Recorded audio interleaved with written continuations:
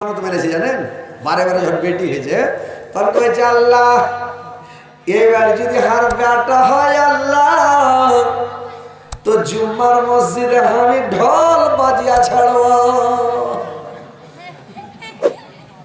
দেখেন কুরকুম মানত মানছে, শুনছেন বলছে জুম্মার মসজিদে ঢোল বাজাবে ইমামের হাত দিয়ে। এবার আল্লাহর কারিশমা কিছুদিন পরে ওর বেটা হয়ে গেছে ধাই করে। ওর বেটা যখন হয়ে গেছে রে ভাই 15-20 দিন করে যখন হয়েছে তখন মায়া লোকটা মুলবিকে যা বলছে ইমামকে খতিব সাহেবকে, মুলবি সাহেব খুতবা দিতে দিতে জুম্মার টাইমে তোমাকে ঢোল বাজাতে হবে। মুলবি সাহেব বলছে যে কানালার কাছে আমাকে মেয়ের খিলাবি নাকি?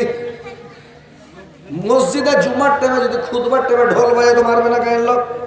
ঢোল বাজাননি হারাম, আর জুম্মার টাইমে বাজাবে জিন্দগিতে এটা কোনো হাদিস কোরআনে প্রমাণ নেই। আর তুমি ঢোল বাজাবি, আমি পারবো না।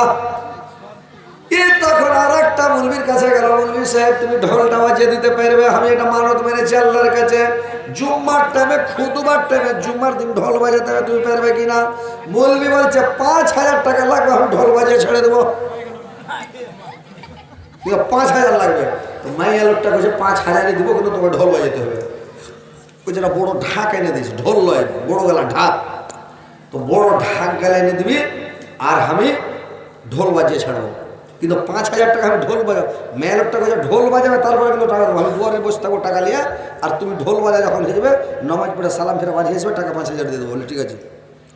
এই 4 লাখ মুলবি বাড়কা ঢাক নিয়ে যে মসজিদে ফেলে যাচ্ছে, গ্রামের লোক জুম্মা পড়তে যাচ্ছে, দেখছে মসজিদে কেন ঢাক রে ভাই, পুজ করছে মুলবি সাহেব মসজিদে কেন ঢাক?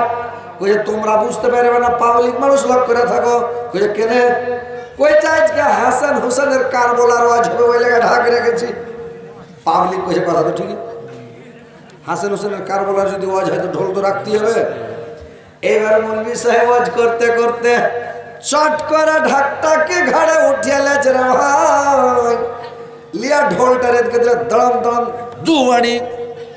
ভাইরে আমার আল্লাহর গায়ে বলাচ্ছে তোমরা এক মুখা ঢোল বাজাও, এদিকে মারো এদিকে মারিও না। দিয়ে দিলে 2-3 বাড়িতে ঢোলটাকে রেখে দিলে, বলছে এদিকে মারো এদিকে মারিও না। এক মুখা ঢোল বাজাও, 2 মুখা ঢোল বাজাইতে হয় না, 2 মুখা ঢোল বাজা হারাম।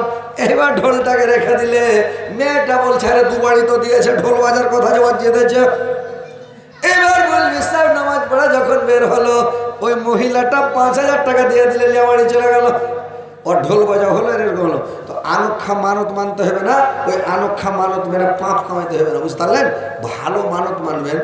যদি আল্লাহ আমার বেটা হয় তো আল্লাহ আমি মসজিদে 2000 টাকা দিয়ে দেবো, কি মাদ্রাসাতে 2-1000 টাকা দিয়ে দেবো, একটা ভালো মানত।